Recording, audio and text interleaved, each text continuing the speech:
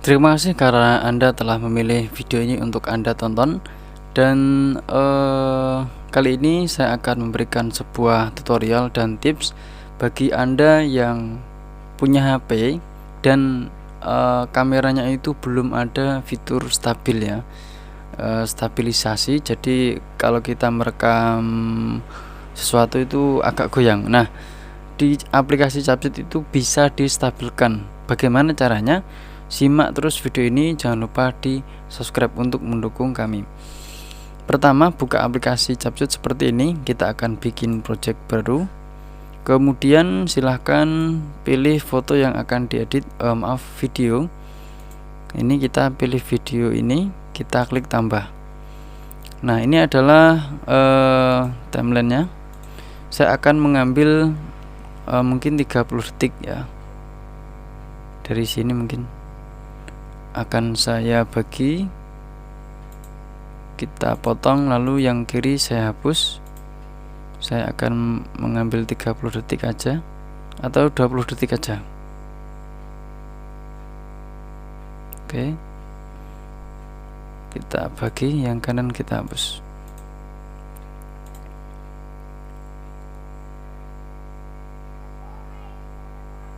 Nah, misalkan ini goyang-goyang ya, ini video di dalam mobil.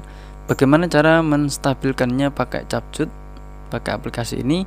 Caranya silahkan Anda klik videonya atau timeline videonya, kemudian di bagian bawah silahkan cari yang namanya stabil. Kita cari namanya ini, stabilkan. Nah, fitur ini bisa kita pilih tingkat kestabilannya. Ada pemangkasan minimal, rekomendasikan, paling stabil. Saya merekomendasikan Anda untuk pilih direkomendasikan yang ini. Nah, setelah itu silahkan jangan lupa dicentang ya. Kalau pengen hasil yang lebih stabil, pilih yang bagian paling kanan, paling stabil. Cuman akan memotong waktu yang sangat lama. Nah, kalau sudah silahkan diklik centang. Di sini nanti akan ada proses. Nah, ini sudah selesai, cepat ya. Biasanya agak lama ya. Kalau ada ini, tanda ini ya, berarti sudah distabilkan. Coba saya putar. Memang ada perubahan dan lebih stabil, cuman perubahannya tidak bisa signifikan ya. Mungkin sekitar 20% kalau saya amati dari pengalaman saya menggunakan fitur ini.